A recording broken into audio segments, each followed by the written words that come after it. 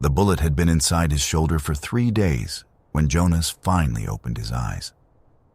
He did not know it had been 3 days. He did not know much of anything in those first raw seconds. Only that the sky above him was the color of a wound, and that something beneath his ribs felt wrong in a way that had nothing to do with the bullet. The earth beneath his back was cold and cracked. Buzzards circled overhead, patient as undertakers. He heard them more than saw them.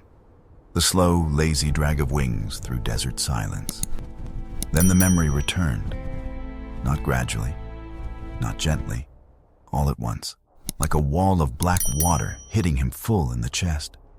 The smell of smoke. Clara's voice calling his name from inside the house. Rifle fire splitting the night open like an axe through dry wood. His wife at the doorway with her hands outstretched as if love alone could stop what was coming. The men on horseback, 7 of them, riding slow and deliberate as a funeral procession. And at the center, Silver Star catching the firelight on his chest. The man Jonas had made the mistake of believing was just a man. Sheriff Roland Hatch. Jonas pressed his right hand flat against the cracked earth, pushed, got to one knee. Then, with a sound that came from somewhere beneath language, he stood. The town of Harlan's Creek was 4 miles north. He had walked that road 1,000 times. With Clara on Sunday mornings, with his younger brother Eli riding beside him on market days, with sacks of grain from the mill, and the easy talk of men who believed their lives were theirs to keep. He knew every stone, every rut, every mesquite tree leaning west from years of wind. He did not walk north, he walked south, into the hard country, into the land where nothing soft survived. Because Jonas Reed had made a decision in the desert, not with his mind, but with something older than thought. He was not going back to Harlan's Creek as the man he had been. That man had died in the fire. What was walking south was something else entirely.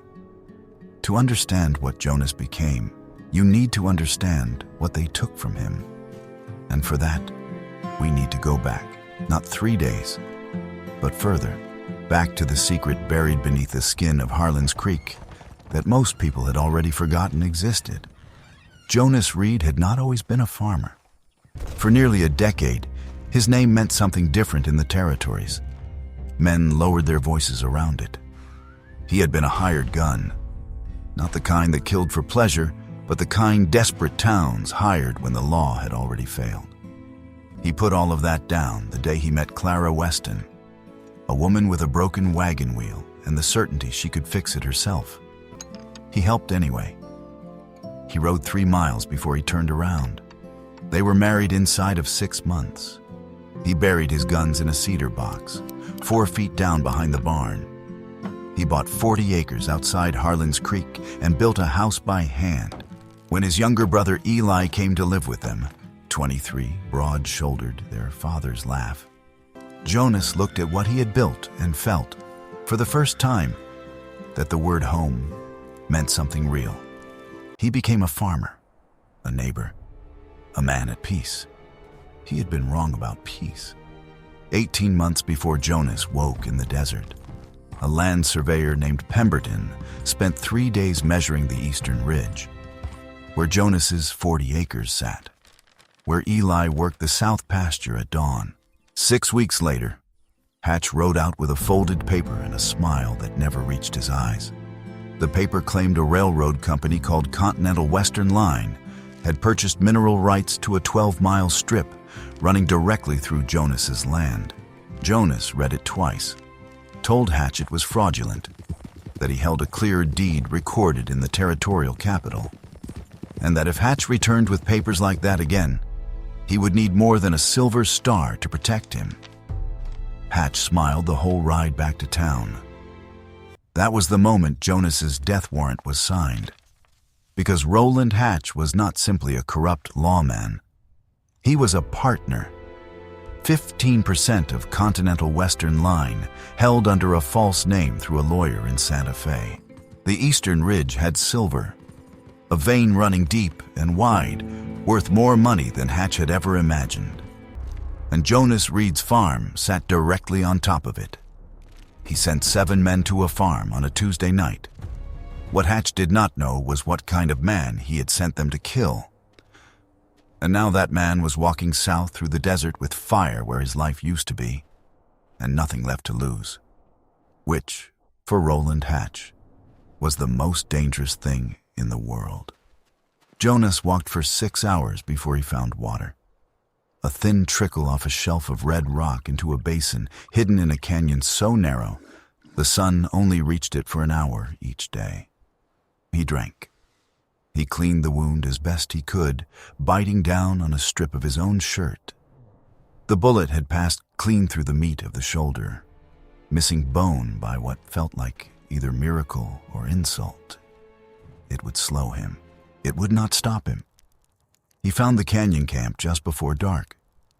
It belonged to a man named Silas Dent, once the finest tracker and weapons man in the New Mexico Territory, now retired to a canyon with his goats and his silence and his absolute determination to be left alone by the rest of the human race.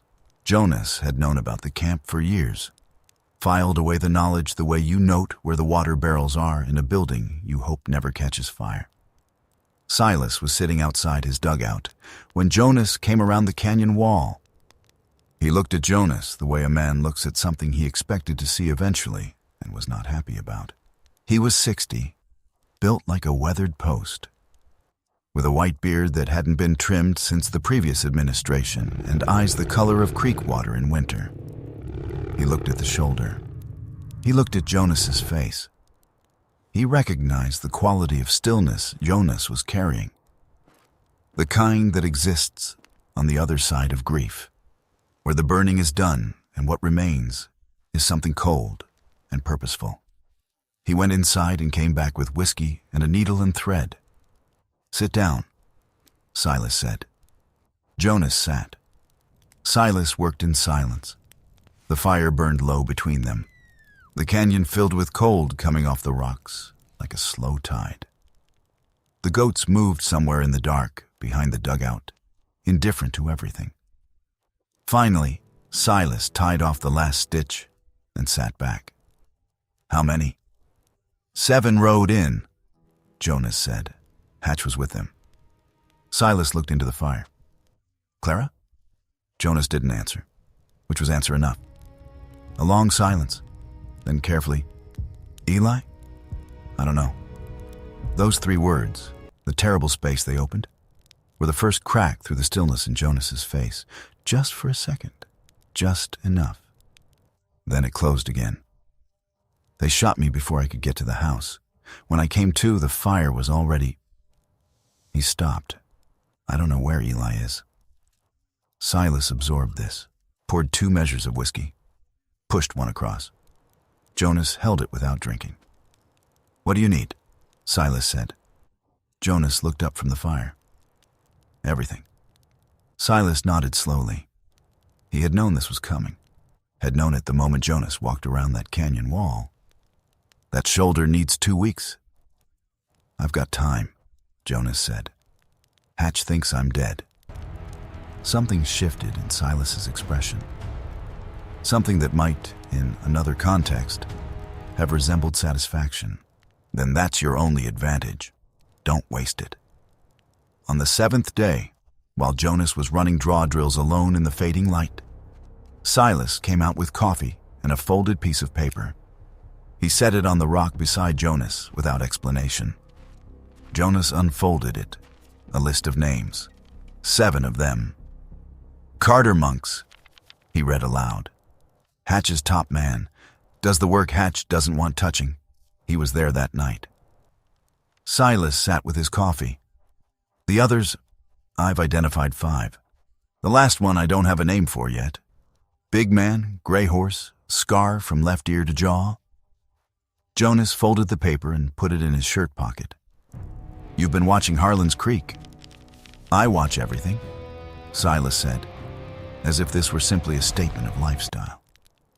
Then, after a pause that carried more weight than most silences, There is something you need to know about what happened after.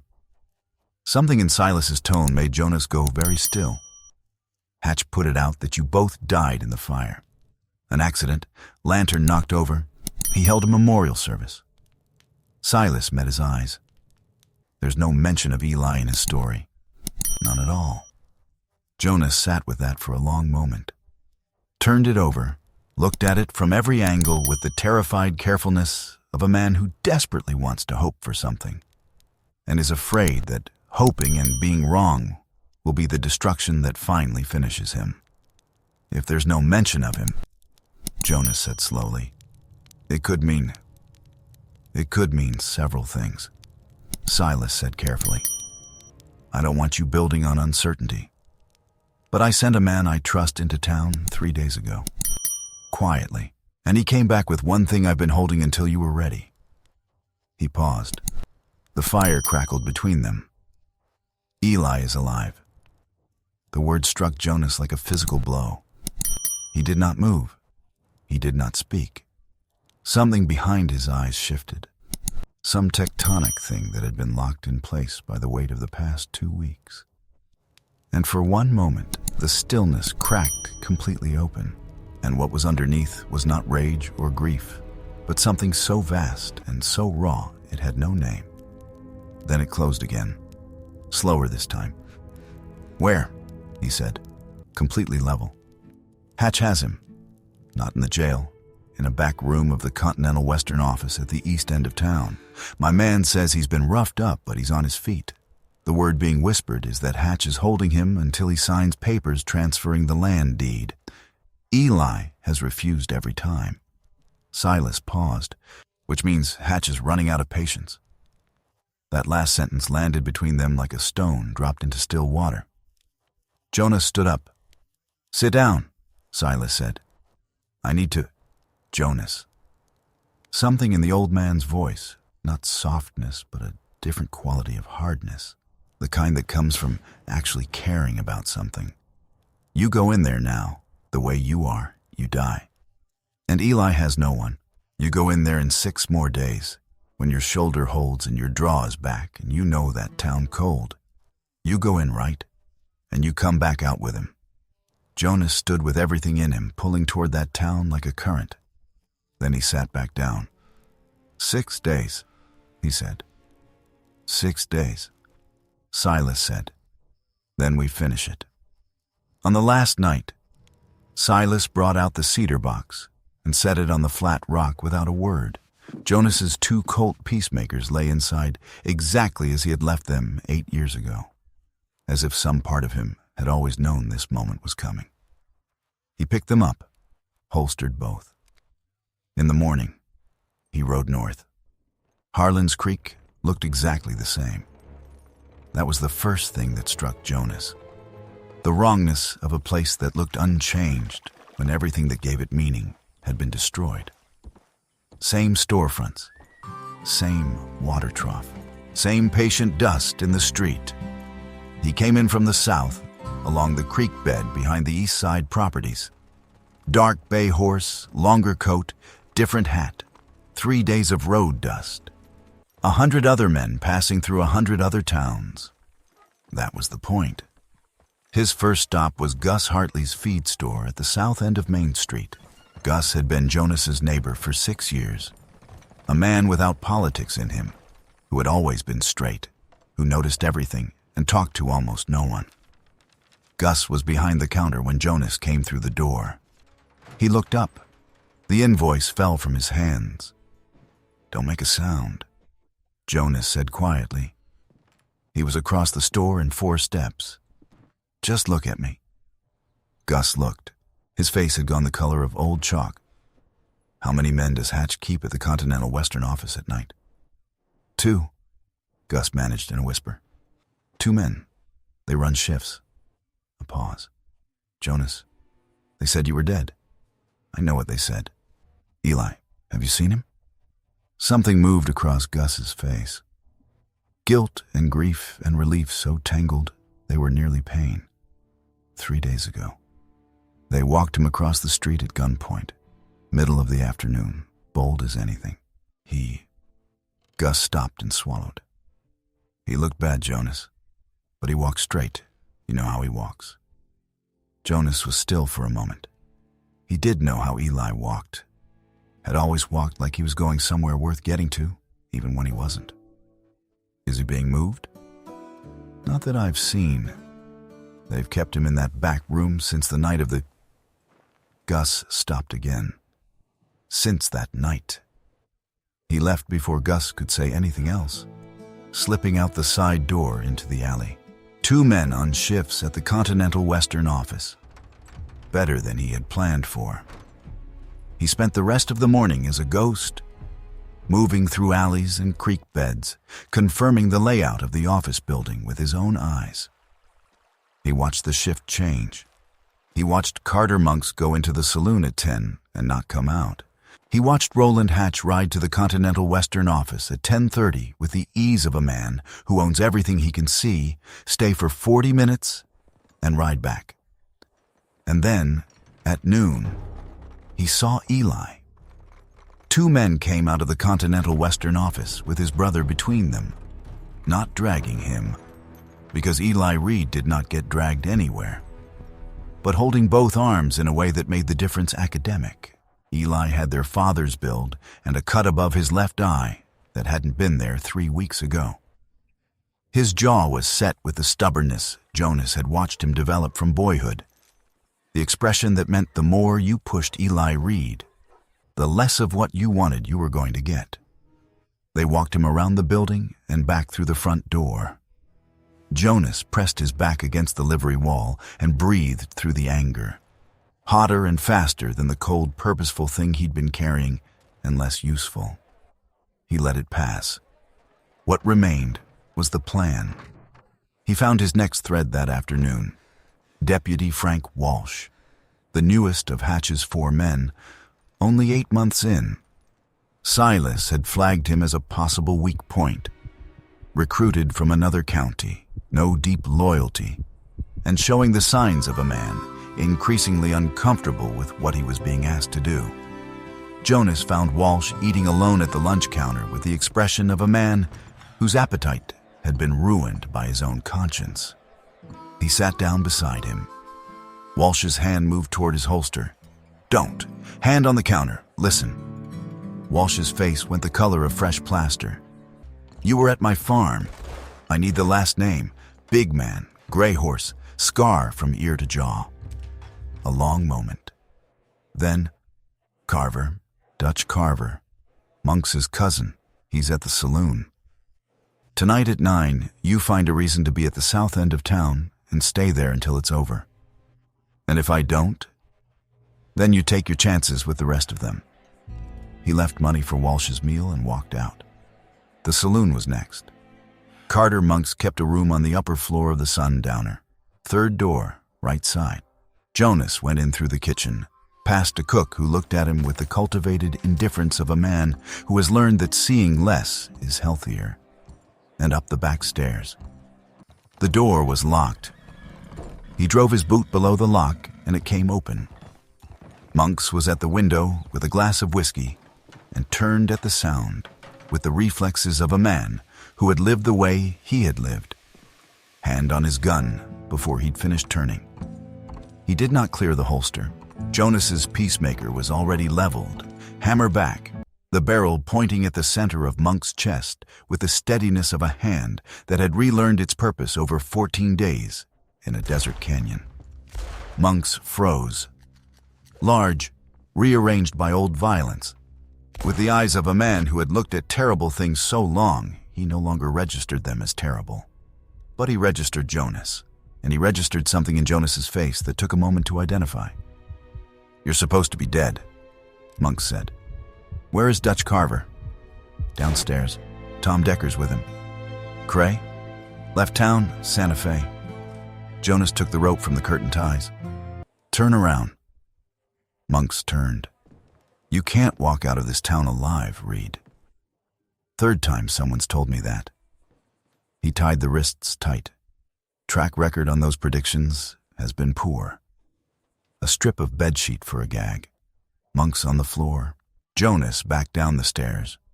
In the saloon below, mid-afternoon, the slow hour. 8 people scattered across the room. 2 men at the corner table that Jonas had identified before he'd fully come through the kitchen door. Dutch Carver, enormous, gray-stubbled, the scar running ear to jaw like a map of old violence. Tom Decker beside him, lean and loose, with the posture of a man who keeps himself ready by pretending not to be. Both saw Jonas the instant he appeared. The piano kept playing for exactly 2 more notes. Then it stopped. The card game near the window stopped. The bartender set down his glass with the deliberate care of a man who wants both hands visible and empty. "Dutch Carver," Jonas said. "That's me. You were at my farm 3 weeks ago." Not a question. Beside Carver, Decker's hand drifted toward his holster with the practiced casualness of a man trying not to appear to be doing what he was doing. "Decker." That hand moves another inch. I shoot it off. The hand stopped. "Everyone else in this room," Jonas said, raising his voice just enough to carry, "should find somewhere else to be." Chairs scraped back. Boots moved fast across the floor. In 15 seconds, the room held 3 men, and the silence that belongs only to genuine reckoning. The kind where every man present understands exactly what the moment is and what it requires. "What happened to Clara?" Jonas said. "I need to hear it from you." Carver was quiet for a moment. Something moved in his face, not remorse, but recognition. The recognition of a man who has done terrible things and has always known they carry a weight that travels forward in time. "She didn't suffer," Carver said. It was fast. The words fell like stones into still water. Jonas absorbed them. The stillness in him deepened rather than broke. Went past the level where rage and grief operate to the place where the most necessary kind of clarity lives. "I'm giving you both a choice. Lay your guns on the table. Walk out of Harlan's Creek. Don't stop walking." Decker moved first. "Wrong choice. Half a second too slow." The peacemaker spoke once. Decker's gun hand was empty and bleeding, and he was folded against the table. Carver had not moved. He looked at Jonas for a long moment, reading the situation with the full attention it deserved. Then he reached across with 2 fingers, drew his gun, and placed it flat on the table. "I'll walk," he said. "Then walk." Carver went out the door with a straight back. Decker followed, cradling his hand. Jonas stood alone in the empty saloon with gunpowder fading in the air and the list in his pocket down to 1 name. Hatch. 4 hours until dark. And Eli still in that back room. The last light was draining from Harlan's Creek when Jonas took position behind the Continental Western office at the east end of Main Street. Walsh's horse was tied at the south end of town. The deputy had made his choice. The guards had switched at 8 with the boredom of men who no longer believed anything would happen. Nothing from the saloon had reached them. Monks, tied to his floor in the Sundowner, was not going to be a problem tonight. At 8:45, Jonas moved. The side entrance had a simple bar latch, the kind of security that works only when everyone who might want in has already been convinced not to try. He used a length of flat steel from Silas's tool shelf, worked it through the gap, and the bar lifted on the 3rd try. Inside, surveying equipment along one wall, a table covered in maps, a lamp burning low. The main room was empty. The back room had a door with a padlock. Jonas stood outside it. "Eli?" he said quietly. Silence.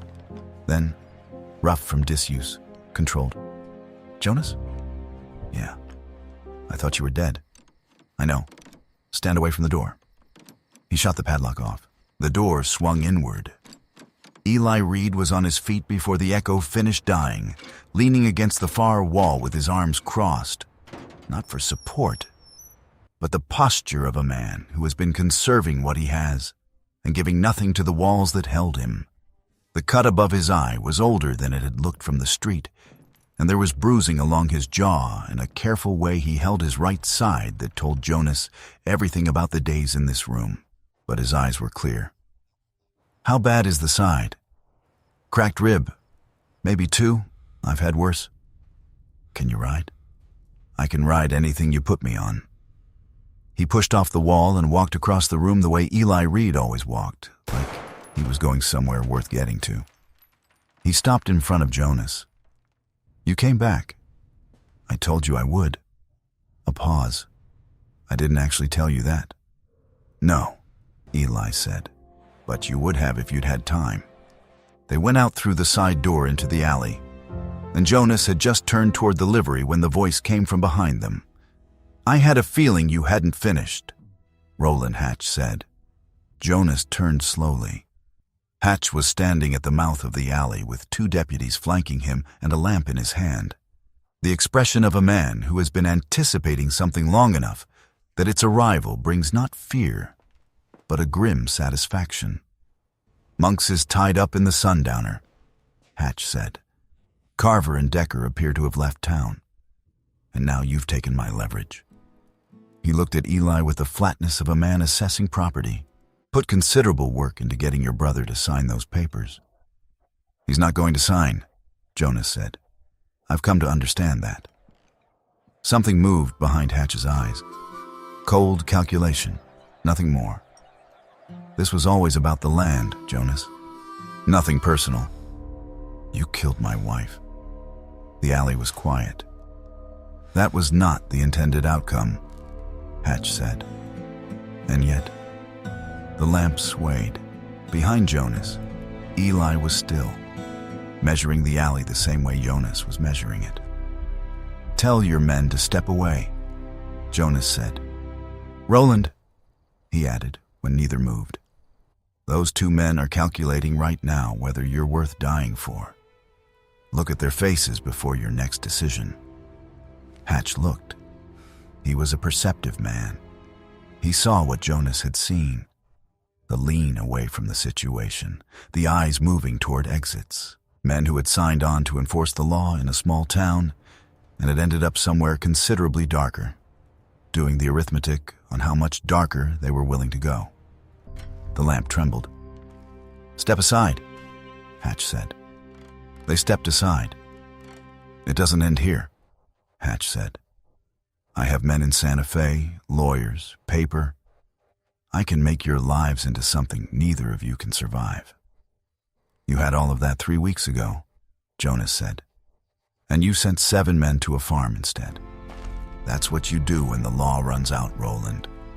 You go to the thing underneath it. So let's stop pretending this was ever about paper." Hatch's civic authority drained out of his face the way water drains from a cracked vessel. What was left was older and rawer.